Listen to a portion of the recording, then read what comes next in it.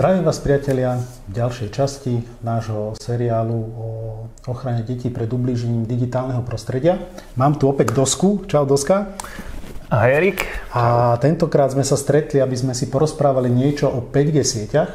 A z môjho hľadiska taká budúcnosť 5G sietí není celkom fajn, pretože mám taký pocit, že s vysokými prenosmi dát, ktoré ponúka táto sieť, dáva aj rôzne riziká, ktoré sú spojené možno so zdravotnými nejakými vecami, ktoré môžu tieto žiarenia spôsobiť. Tak sa chcem opýtať Dosku, že aký má on na to názor, pretože ako sme spomínali v minulej časti, je to vedec, ktorý sa dlhodobo venuje nejakým neurónovým sieťam a v súčasnosti ako podnikateľ pracuje aj s nejakými radarovými systémami, takže vie trošku, ako to funguje vo svete prenosu údajov cez vzduch. Tak sa opýtam Dosku, že ako to teda je, že mikrovlnné žiarenie to je, existovali predtým tiež GPS siete, ktoré boli od prvej generácie, teraz v súčasnosti je najrozšírenejšia 4. generácia a už v niektorých mestách sa zavádza 5. generácia, takže neviem, keď vieš skrátke nám povedať, že o čo vlastne ide, o aký prenos údajov a vlastne povedať aj niečo k tomu, že čo si myslíš o 5G sieťach, že sú nejaké riziko? Jasné. Dobre, začneme tým, že teda k prenosu dát v tomto prípade dochádza cez vzduch, a to konkrétne cez rádiové alebo až mikrovlnné žiarenie.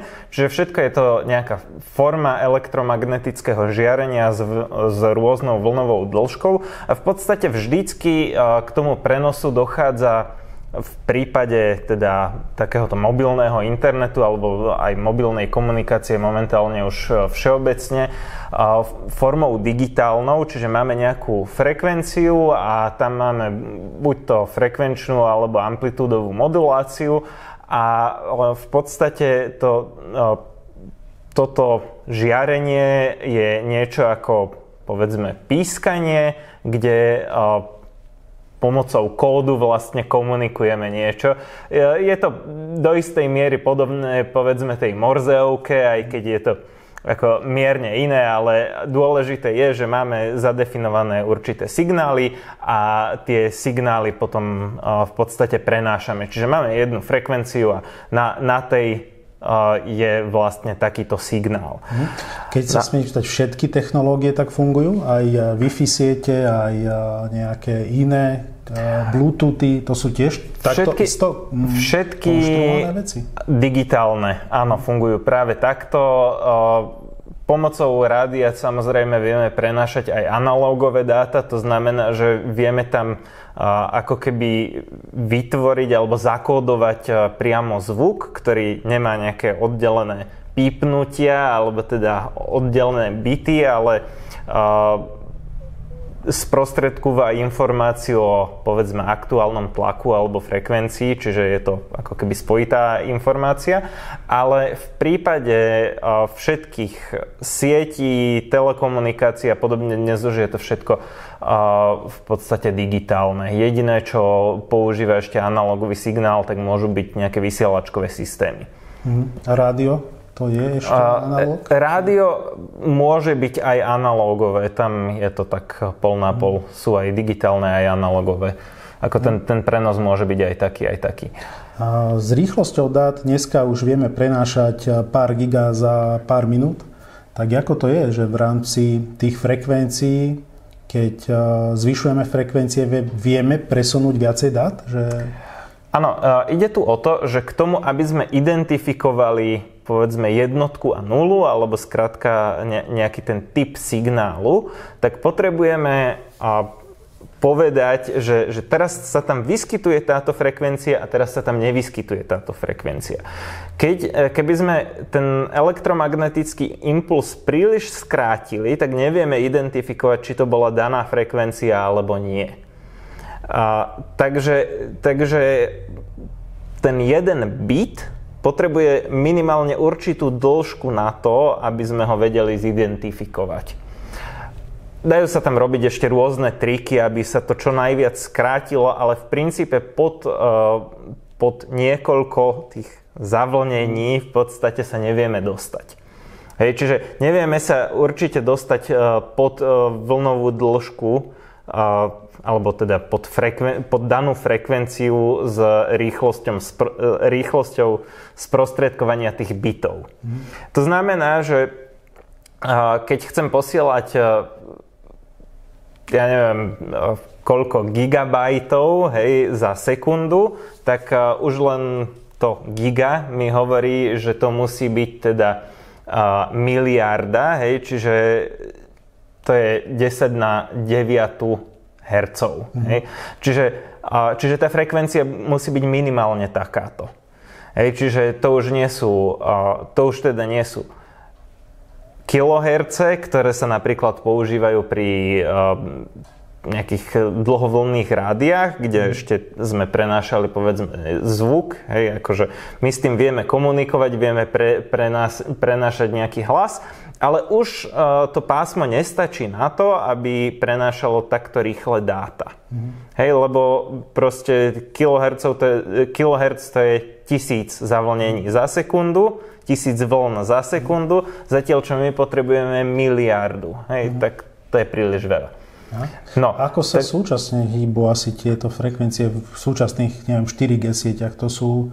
V 4G sieťach tam je to okolo, tam je to skrátka pod gigahertz, zatiaľ čo 5G siete tie obsahujú od 2,4 GHz až do 24 GHz, ale neviem o tom, že by sa tam používala tá vrchná časť, čiže tam skôr tie spodné. V súčasnosti sa tam používajú, pokiaľ viem, okolo 3,8 GHz. Hej, čiže je to na úrovni tých gigahercov a nepotrebujeme ako okolo toho na teraz, na účely tejto diskusie alebo tejto časti diskusie príliš špekulovať. Čiže je to niekde v oblasti tých gigahercov. Dôležité je pochopiť, že vlastne tieto akože gigaherce a kiloherce, to sa nachádza naozaj v rozsahu tisícok, čiže oni zodpovedajú vlastne ako keby úplne inej oblasti spektra. Ono je to takto pre také hrubé prirovnanie by sme mohli povedať, že povedzme svetlo, viditeľné svetlo sa nachádza v oblasti niekoľko stovák nanometrov, hej, nejakých povedzme 300 až 800, čiže je to skrátka nejaká oblasť, ktorá sa nachádza v rámci jedného rádu. To je to, čo tým chcem povedať. Čiže ona je v rámci jedného rádu. A zatiaľ, čo tuto máme proste rozsah N rádov. Hej, čiže niekoľko tisíckrát alebo miliónkrát toľko. To znamená, že aj tieto vlnové dĺžky alebo frekvenciu budú prislúchať úplne iným prírodným procesom. Alebo oni sa budú úplne ináč správať. Všetko elektromagnetické vlnenie vo všeobecnosti má nejaké základné charakteristiky, ktoré sú vždycky spoločné, ale vzhľadom na prostredie sa správa to vlnenie ako úplne rôzne. Takže tieto vlnenie, napríklad svetlo, je tiež elektromagnetické vlnenie, alebo aj neviem, iné typy ma nenapadajú, môžeš mi podhodiť? Tak, mikrovlnka? Dajme to. Áno, napríklad aj mikrovlnka. Môžeme si to zoradiť od úplne krátkeho, že strašne kratučké vlny, tie sa začínajú niekde v oblasti kozmického žiarenia, to sú obrovské energie a naopak práve že vysoké frekvencie. A potom po tejto oblasti máme oblasť gamma žiarenia, čo zodpovedá v podstate nejakým prírodným procesom, ako sú rozpady jadra alebo tieto jadrové procesy. Ale tieto všetky žiarenia sú škodlivé, lebo aj gamma žiarenie není celkom fajn. Zatiaľ sme v takých škodlivých oblastiach. Áno. Hej, no teraz sa to začne postupne meniť, ale ešte stále máme napríklad röntgenové žiarenie. To je tiež síce škodlivé, ale je už ďaleko menej škodlivé ako povedzme to gamma žiarenie. Zaujímavé je, že to kozmické žiarenie to cez nás prakticky úplne prechádza a takmer nič nám to nerobí, pretože sa nemá kde zachytiť. Takže pre kozmické žiarenie sme takmer úplne priesvitní, ale povedzme už pre to röntgenové nie sme úplne priesvitní, hoci ešte stále dosť, ale to sa už má kde zachytiť. Hej, čiže malo by to byť ako keby menej škodlivé, lebo je to nižšia energia, ale má sa to kde zachytiť, takže je to viac škodlivé. To je len taká drobnosť. Čiže začali sme odtiaľto, teraz sme pri röntgenovom žiarení, potom ďalej máme ultrafialové žiarenie, ktoré je teda ešte nad oblasťou viditeľného žiarenia. Potom máme to viditeľné žiarenie. Už ultrafialové žiarenie môže byť škodlivé, aj nemusí byť. Niekedy nám to robí aj dobre, niekedy aj nie. Hej, slnko nám pomáha napríklad. Ale viac máme ochranu ozónovej vrstvy, ktorá nás chráni pred ultrafialovým žiarením, aby nám to dlhodobejšie neškodilo. Myslím, že má aj podstatu zmeniť DNA, toto žiarenie. Áno. Takže v tomto nie len DNA. Áno, že je škodlivé a je dobré, že je zachycované ozónovou vrstvou. Áno, prílišné by bolo naozaj škodlivé. Ono je to na jednej strane dezinfekcia, lebo to ničí vlastne bunky a na druhej strane to môže byť trochu škodlivé. K tomuto by som povedal, že to zodpovedá už nejakým chemickým procesom. Čiže v podstate táto oblasť žiarenia, ona môže spôsobovať rôzne chemické zmeny. Buď to prinútiť k nejakej reakcii, alebo zničiť nejakú molekulu a podobne. A práve na tomto sú založené vlastne tie dezinfekčné účinky. Čiže ono to vytvára, skrátka, robí to nejaké chemické zmeny. Nebudeme na teraz veľmi špecifikovať, aké. A práve preto to má vlastne dezinfekčný alebo ničivý potenciál, ale aj vlastne pozitívny potenciál. Povedzme, rastliny nám vytvárajú kyslík práve za pomoci ultrafialového žiarenia. Akože toto je oblasť, ktorú už vedia niektoré využívať. A takisto D-vitamín a tak ďalej. Čiže tu je to už taká zmesná oblasť, potom sa nachádza oblasť viditeľného spektra. Čiže táto oblasť zodpovedá najviac excitáciám atómov a molekúl. V podstate sú to zmeny v elektronovom oblaku molekúl. Väčšinou to nie sú deštrukčné alebo príliš meniace vplyvy. Čiže zanechávajú tie molekuly v zásade rovnaké. A potom ešte nižšie máme oblasť infračervenú. V infračervenej oblasti to približne zodpovedá procesom, ako sú rôzne pohyby tých molekúl, ich vibrácie, rotácie a vo všeobecnosti nejaké takéto ako zmeny v tých molekulách. A práve to, že to spôsobuje vibrácie a rotácie, pociťujeme ako teplo, preto je infračervená oblasť vlastne taká zohrievajúca, keď na nás svieti povedzme infračervená lampa alebo zo slnka infračervené žiarenie, tak to pociťujeme ako teplo. Pocitovo na koži hlavne. Áno. Toto je už také pomerne mäkké a zatiaľ, čo povedzme viditeľné svetlo je pomerne dobre pohlcované našimi tkanivami, neprechádza to príliš, trochu prechádza, ale nie až tak tá infračervená oblasť vlastne už vie prenikať hlbšie.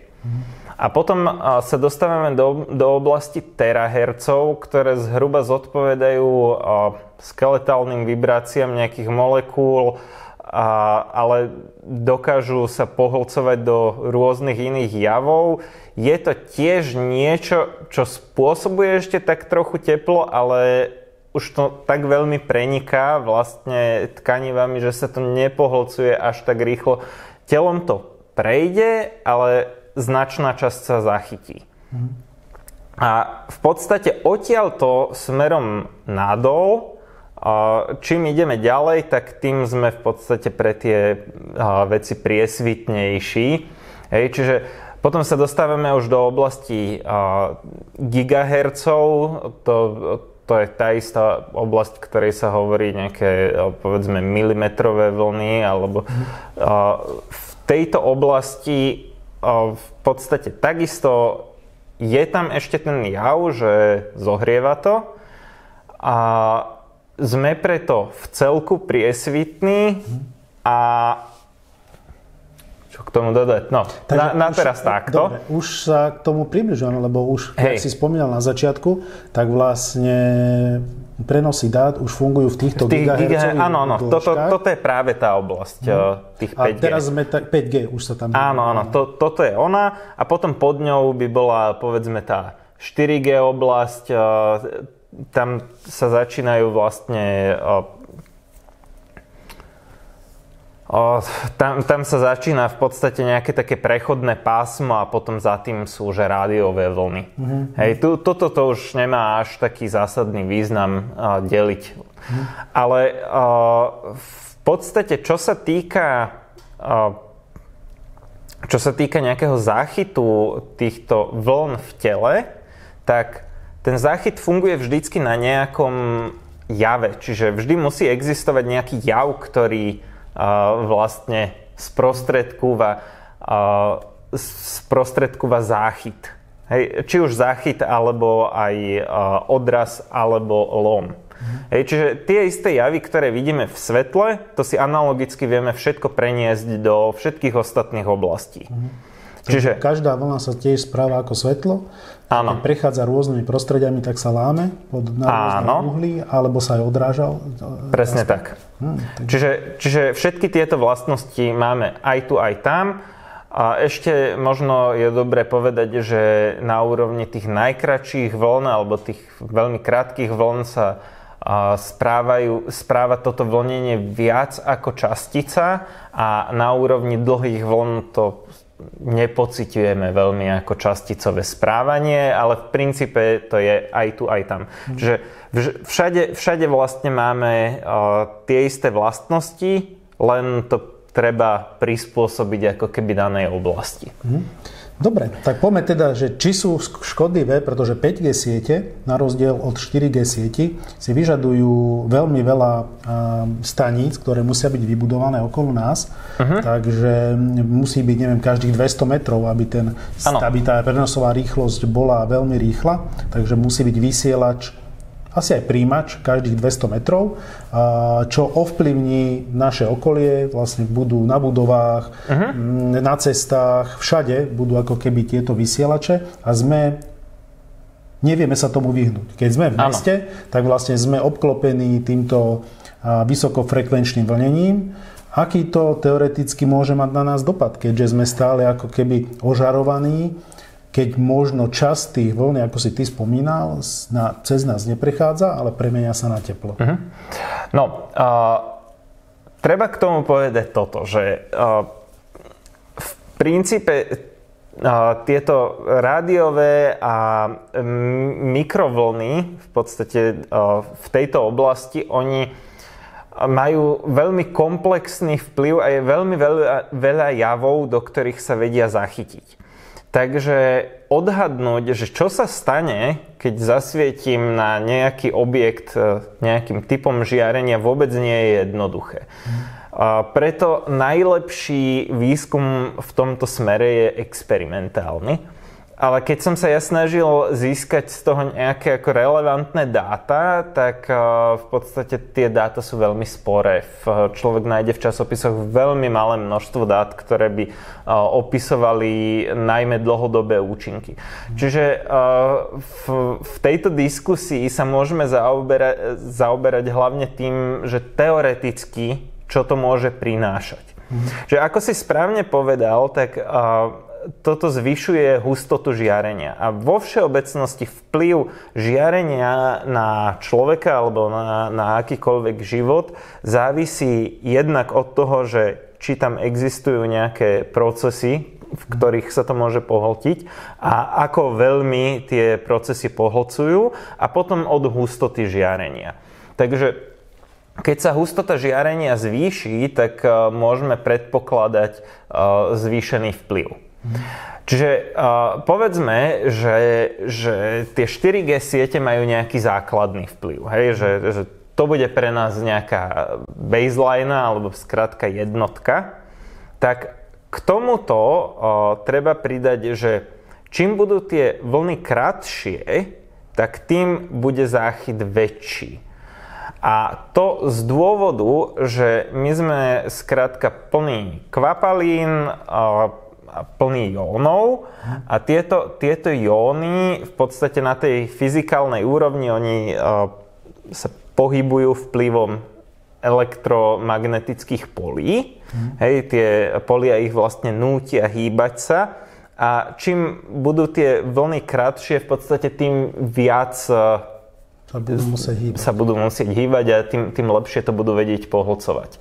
Kde sú tie jóny? V rámci jakého prostredia? Tak oni sú najmä v kvapalinách, ktoré máme. 90, neviem koľko percent voda? Asi 5% voda. Hej, čiže najviac samozrejme je to v krvi. Hej. Ako krv je z nejakých 97% snáď voda. A všetky ostatné tkaniva menej. Ešte pľúca sú také, že oni sú naozaj veľmi plné vody, lebo sú plné krvi. Čiže je to najmä krv, ale v podstate aj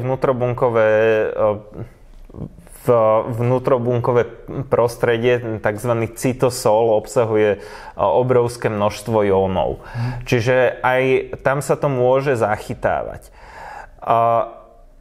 Otázka je, že aký by toto mohlo mať vplyv. No, povedzme, že to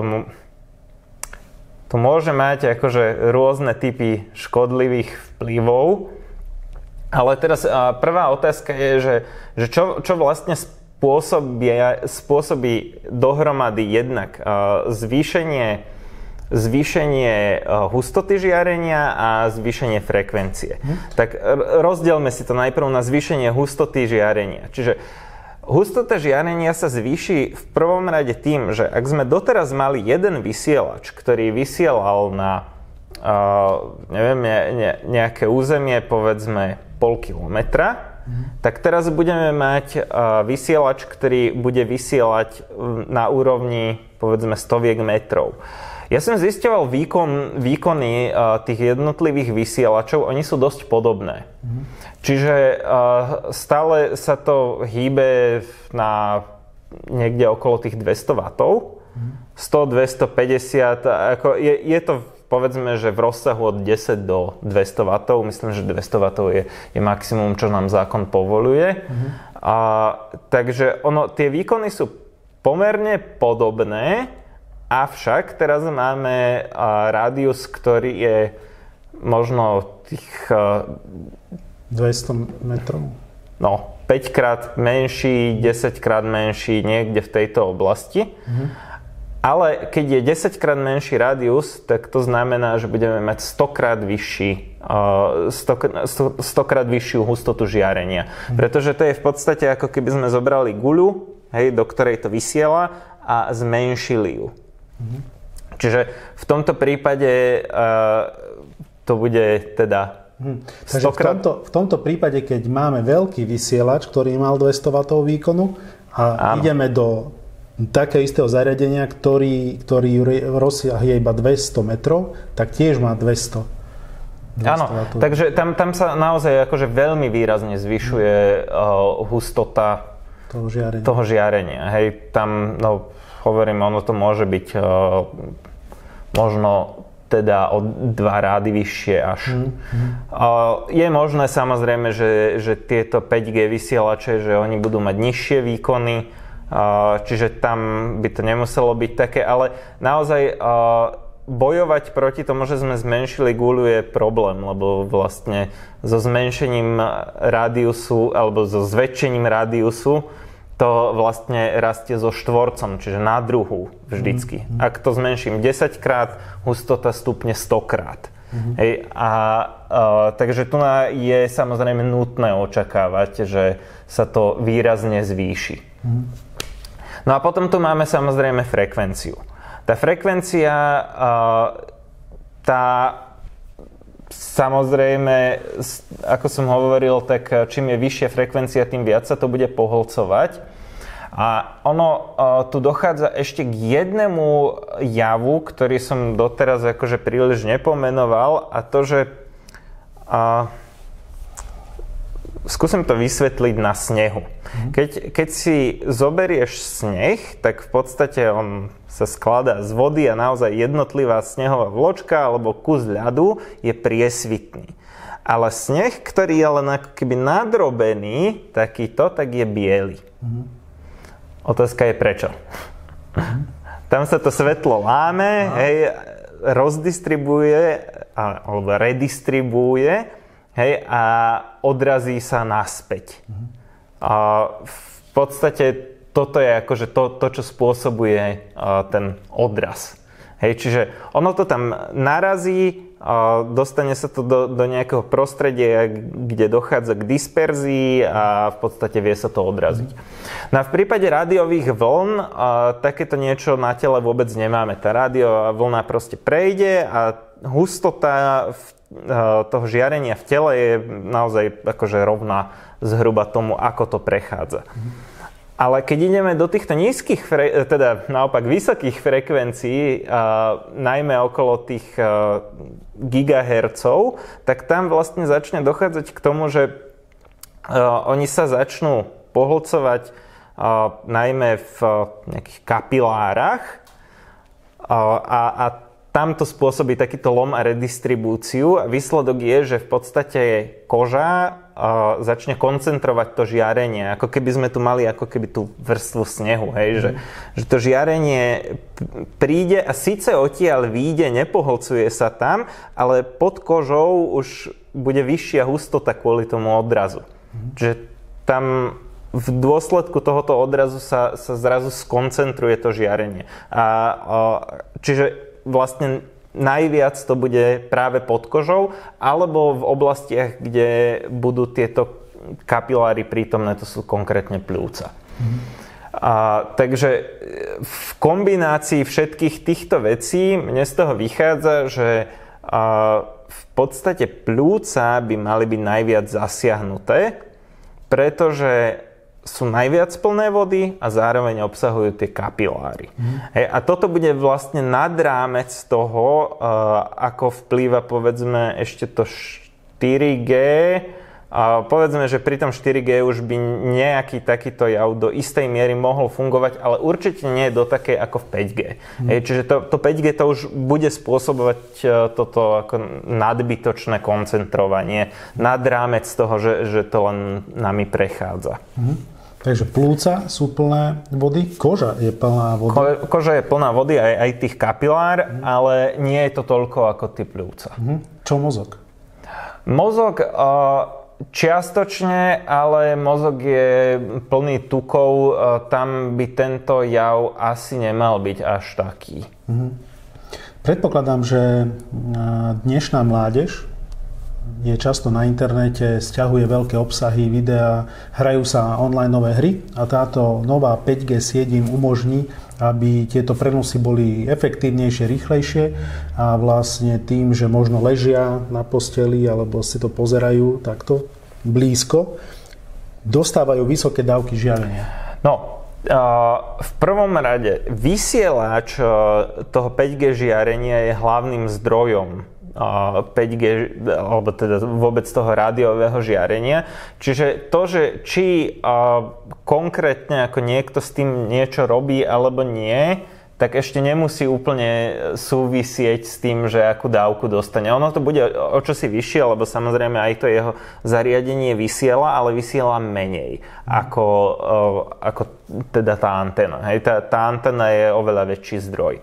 Ale tak či tak, prispieva k tomu samozrejme aj to jeho zariadenie, aj tá veľká anténa.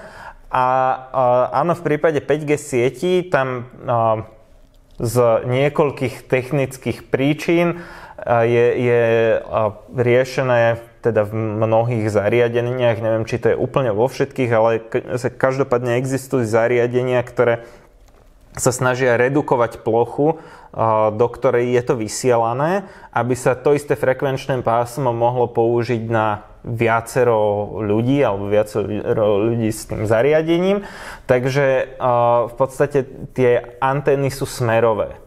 Takže áno, keď niekto sa vlastne pripojí, tak môže donútiť vlastne tú anténu, aby na neho zacielila, aby vlastne dochádzalo efektívne potom k tomu prenosu. Čiže áno, tam naozaj bude o čosi zvýšený zásah týmto žiarením ako vlastne bežný človek, ale treba počítať aj s tým, že aj ja keď sa obyčajne iba prechádzam po ulici, tak to budem dostávať. Dokonca by som povedal, že je to takmer nezávislé, lebo tak koľko sa bude ten mladý hrať na tú hru? No 3-4 hodiny? Možno tie hry nie sú až také, tie dáta nie sú až také prenosy, ale skôr, že pozeranie možno nejakých filmov, že jednorazové stiahnutie a dostaneš takú priamu, neviem, 2-minútovú dávku a potom to zase utíši sa, že nebude to až, že nemôžeš byť exponovaný v kuse 3 hodiny, že také veľké prenosy tam nie sú. Asi sú tam iba krátke obdobia, kedy je to žiarenie najväčšie a potom je to ako keby utlmené, a potom zase príde nejaká vlna vyššieho žiarenia a potom zase je to utlmené. Nepredpokladám, že za takú krátku dobu pocítime nejaké zohriatie, teoreticky, pokožky, alebo neviem, že na plúcach. Ak by sme pocítili zohriatie, bolo by to okamžite. Podľa mňa to zohriatie jednoducho nepocítime, až na, povedal by som, že až na veľmi citlivé osoby. Takto, čo sa celkové nejakého škodlivého účinku týka, tak tam jedna vec je vlastne ten kumulatívny príjem. Čiže povedzme, keď spím pri tom vysielači, tak dostanem akože veľmi silnú dávku. Ale problém je, že my dosť málo vieme o tom, ako funguje vlastne celý ten problém. Hej? Že ako vlastne toto žiarenie môže spôsobovať nejaký problém, alebo dokonca, že či. Lebo samozrejme väčšina článkov tvrdí, že ten vplyv je zanedbateľný. Držme sa niekde uprostred, že určite tá vedecká obec a možno lobbying niekde niečo sa zatají, aby sa to začalo budovať a iba čas ukáže, že akým spôsobom to bolo. Ale teraz, keďže hovorím, nemáme k tomu dáta, ja som sa snažil získať niečo ako skutočne akože tvrdé dáta. Nepodarilo sa mi vyslovene vytiahnuť konkrétne merania a hlavne ono je to pomerne mladá oblasť ešte, čiže nevieme proste sledovať teraz 50 rokov človeka, že aký to bude mať vplyv, ale vedel by som si tipnúť nejaké veci.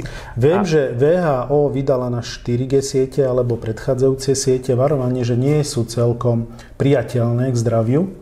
Zatiaľ u 5G sietí to není, ale môžeš dať nejaké tvoje predikcie, že čo tak by mohlo byť s tým? Ak 4G sú, tak 5G sú určite. Akože určite tam bude násobne vyšší ten vplyv.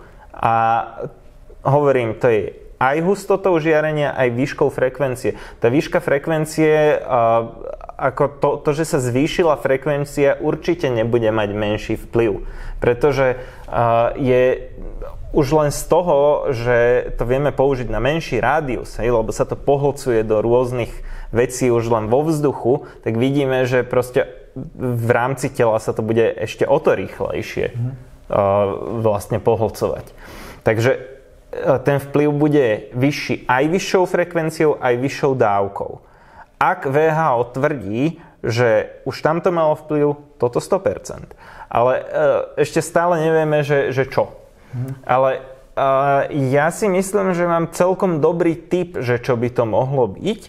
A to v podstate iritácia nervov. Že ono to nemusí byť vyslovene chemický proces, hej, že ja povedzme vytváram nejaké radikály, ako je to v prípade povedzme radioaktivity, hej, že gamma žiarenie vyslovene vytvára radikály, dochádza k chemickej premene, hej, a v podstate ono to vytvára škodliviny, ktoré naše telo potom musí spracovávať. Je tam vysoký chemický stres, ktorý môže až končiť povedzme nejakou rakovinou, alebo v prípade akutného ožiarenia tam je okamžitý skrátka problém, nejaká dermatitída a takéto. Ale v prípade toho rádiového žiarenia, ako som hovoril, sú to dosť nízke energie a nie je možné predpokladať, že to zapríčiní len tak nejaké chemické zmeny. Ale to, čo to môže spôsobovať, je vysoká iritácia nervov. Že mám nejaké nervové tkanivo a v podstate tým, že je tam to žiarenie prítomné, tie nervy sú na to citlivé. Oni sú citlivé na skoro hociaké zmeny elektromagnetického poľa. Treba povedať, že na tom boli robené merania, ktoré išli do nanovoltov a ešte stále to vlastne ten nerv pociťoval. Čiže v podstate aj v takýchto prípadoch ten nerv bude pociťovať nejakú excitáciu. A tuto sú inak tie polia ako ďaleko vyššie, akože to sú ďaleko silnejšie v podstate vplyvy. Takže je možné očakávať, že nervy to pocítia a hoci tam nedojde k tomu takzvanému vystreleniu nervov, ako sme sa možno naposledy bavili, hej, že nerv pod určitým tlakom, alebo keď sa nakumuluje dostatočná iritácia, niečo, čo ho teda odpaľuje, tak začne vysielať veľmi silno. Tak k tomuto nemusí dojsť, ale ten vzruch bude prenášaný. Sice slabo, ale bude. A takáto akože kumulatívna excitácia nervov môže celkové spôsobiť akože zvýšené podráždenie alebo aj potom až chemické zmeny v podstate v tele. V budúcnosti, ako aj ty robíš na rôznych programoch, tak aj celý svet sa snaží urobiť autonómne vozidlá, autonómne budovy, hocičo. Takže predpokladá sa, že 5G siete budú k tomu ako keby stvorené. Vlastne tá nútená excitácia toho prostredia pre nás všetkých bude, či chceme alebo nechceme. Áno, toto je bohužiaľ tak, to v podstate nemáme možnosť takmer nejako ovplyvniť. Dá sa vyhnúť nejako takémuto žiareniu? Neviem, urobím si Faradayovú klietku z domu. To by fungovalo, áno. Hej, keby si človek urobil Faradayovú klietku, tak akože naozaj si zníži v podstate expozíciu voči tomu žiareniu veľmi silno. Čiže áno, v princípe hej, no keď už sa to rozmyslí do nejakého technického riešenia, tak mám silné pochybnosti, že si to niekto urobí, ale áno, ako v princípe takéto niečo je jedna z mála možností. Áno, pretože bývať v aglomeráciách bude ako keby už na vlastné riziko, keďže budeme vystavovaní každých x metrov žiaričmi. Niekto mi hovorí, že dneska už sa tá technológia tak posunula, že už tie vysielače nie sú až tak škodlivé, že sú presne cielené ako keby na teba. Jak si ty hovoríš, že je tam zúžený rádius, ale podľa mňa nepredstavuje to až taký pokrok, že by to vlastne neožarovalo aj iných v tom okolí. No nie, toto sa úplne vylúčiť nedá. Áno, skrátka tú dávku žiarenia budeme dostávať tak či tak. Samozrejme je fajn, že je to zúžené do istej miery a že to v podstate nedostane ako takto na šupu každý, ale tak či tak ako ten celkový vplyv, celková dávka, povedzme niekoho, kto vôbec nemá mobil a len sa pohybuje v meste, bude tak či tak násobne vyššia ako je to v prípade 4G sietí. Ale ja by som tu ešte upriamil pozornosť na jednu drobnosť, na ktorú sa častokrát zabúda, a to, že teda ono je to naozaj kumulatívny vplyv. Ak je ten vplyv, tak určite je kumulatívny. A v podstate jedna z vecí, ktoré takýmto spôsobom kumulujú túto elektromagnetickú dávku, sú napríklad merače elektriny. Taký merač elektriny je dnes bezdrôtovo pripojený, hej, a ono to permanentne vysiela. Čiže toto je niečo, čo v podstate nám zabezpečí denne, ak sme v byte alebo niekde pri takomto zariadení, tak nám to zabezpečí snať aj vyššiu dávku ako v podstate tá 5G sieť. Čiže v podstate treba počítať s tým, že tieto zariadenia, to nie je len 5G sieť, je to celková expozícia voči všetkým týmto vplyvom. A áno, veľmi, veľmi ťažko sa voči tomu človek bráni. Na toto sa tiež nikto nepýtal vlastne, že či na to majú odborníci vôbec nejaký názor, či to netreba regulovať alebo niečo. A v podstate si to ani nikto nevšimol. Kedysi tie elektromery odčítavali normálne ručne, očne. Človek prišiel, odčítal to a išiel ďalej. V súčasnosti už to teda riešia takýmto bezdrôtovým systémom. Nikto sa nepýtal, že či to chcete alebo nie. Proste sa to stalo a zrazu nám narastla táto dávka. Áno, hovorí sa, že expozícia je v rámci zásuviek elektrických alebo rôznych iných spotrebičov, ktoré máme, mikrovlniek. Sme obklopení elektromagnetickým žiarením, čo nie je možno zdravé pre možno našu psychiku, naše okolie, pre pocity, aké máme. A uvidíme časom, že ako sa to bude vyvíjať v tej spoločnosti. Tam sú teda v prípade napríklad teda tých zástrčiek, tam tá frekvencia je naozaj 60 Hz, čo je smiešné oproti gigahertzom. Takže ten vplyv, to je akože neviem si celkom predstaviť, že toto by malo napríklad zásadný vplyv. Tie gigaherce, to je úplne iná oblasť. To je vec, ktorá naozaj už akože môže spôsobovať túto iritáciu. Takže tam vidím tie zdravotné účinky ako... Existujú ešte v našom okolí aj iné typy žiarenia, o ktorých nevieme? Možno armáda nejaké používa, alebo radarové systémy, alebo rôzne, neviem.